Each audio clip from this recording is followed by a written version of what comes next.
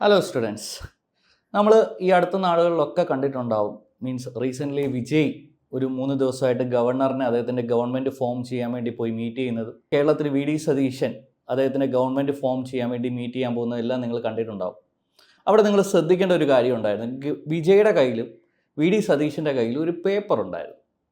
ഇവിടെ ന്യൂസ് പേപ്പറിലൊക്കെ നിങ്ങൾ നോക്കിയാലും ഒരു ഗവൺമെൻറ് ഫോം ചെയ്യാനുള്ള ആദ്യത്തെ ഒരു സ്റ്റെപ്പായിട്ടാണ് അത് കാണുന്നത്. ആ ഒരു പേപ്പർ എന്താണ്, അല്ലെങ്കിൽ അതിനെ ഒരു ഇൻട്രൊഡക്ഷൻ, അല്ലെങ്കിൽ അതുമായിട്ടുള്ള നമ്മുടെ ബന്ധം എന്താണ്, അത് നമ്മൾ അറിയേണ്ട കാര്യം എന്താണ് എന്നതിനെക്കുറിച്ചാണ് ഞാൻ ഈ വീഡിയോയിൽ പറയാൻ പോകുന്നത്. അതിനൊരു ചെറിയൊരു ഹിസ്റ്ററി ഉണ്ട്. അതായത് കോൺസ്റ്റിറ്റ്യൂഷനിൽ ഒരിടത്തും ആ ഒരു പേപ്പറിനെ കുറിച്ച് വ്യക്തമായിട്ട് പറഞ്ഞിട്ടില്ല. അതായത് 1997 മുൻപ് വരെ ഇന്ത്യൻ കോൺസ്റ്റിറ്റ്യൂഷൻ സിസ്റ്റം പ്രകാരം ഒരു ഗവൺമെൻറ് ഫോം ചെയ്യുന്നതിൽ പ്രസിഡൻറ്റ് അല്ലെങ്കിൽ ഗവർണർ ഏത് മുന്നണിയാണോ, ഇലക്ഷന് ശേഷം ഏത് മുന്നണിയാണോ വിജയിക്കുന്നത്, അതായത് ഗവർണർ അല്ലെ പ്രസിഡന്റ് മനസ്സിലാക്കി ആ ഒരു വ്യക്തിയെ വിളിച്ച് ഗവൺമെൻറ് ഫോം ചെയ്യുക എന്നതായിരുന്നു നമ്മുടെ രാജ്യത്ത് നടന്നുകൊണ്ടിരിക്കുന്ന ഒരു സിസ്റ്റം. പക്ഷേ KR നാരായണൻ്റെ ടൈം തൊട്ടാണ്, അതായത് കേരളത്തിൽ നിന്നുള്ള ആദ്യത്തെ പ്രസിഡൻ്റായിട്ടുള്ള KR നാരായണൻ്റെ ടൈം തൊട്ടാണ് ഈ ഒരു ഐഡിയ നമ്മുടെ കോൺസ്റ്റിറ്റ്യൂഷൻ അല്ലെങ്കിൽ നമ്മുടെ ഒരു ഗവർണൻസ് സിസ്റ്റത്തിലേക്ക് കൊണ്ടുവരുന്നത്. അതായത് നേരത്തെ ഞാൻ പറഞ്ഞ പോലെ KR നാരായണൻ്റെ ടൈം തൊട്ട് ആർക്കാണോ ഭൂരിപക്ഷമുള്ളത് അദ്ദേഹത്തിനെ പ്രസിഡൻറ്റ് അല്ലെങ്കിൽ ഗവർണർ ഗവൺമെൻറ് ഉണ്ടാക്കാൻ ക്ഷണിക്കും.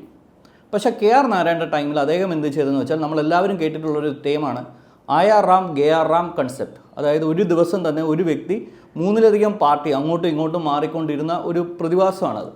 അത് പലതരത്തിലുള്ള ഹോഴ്സ് റൈഡിങ് അല്ലെങ്കിൽ പൈസ കൊടുത്ത് കാൻഡിഡേറ്റ് അല്ലെങ്കിൽ MLA MP സെല്ല് ചെയ്യുന്നത് കുറയ്ക്കാൻ വേണ്ടി അദ്ദേഹം കണ്ടെത്തിയ ഈ സിസ്റ്റത്തിൻ്റെ പേരാണ് doctrine of letter of support എന്ന് പറയുന്നത്.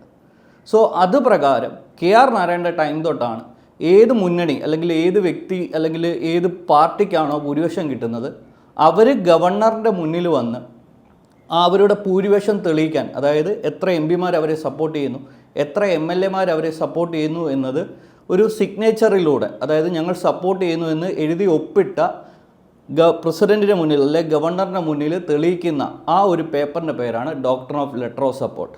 സോ ഈ ഒരു ഐഡിയ നമ്മുടെ രാജ്യത്ത് ആദ്യമായിട്ട് ഇൻട്രൊഡ്യൂസ് ചെയ്ത് ഒരു മലയാളിയായ KR നാരായണനാണ്.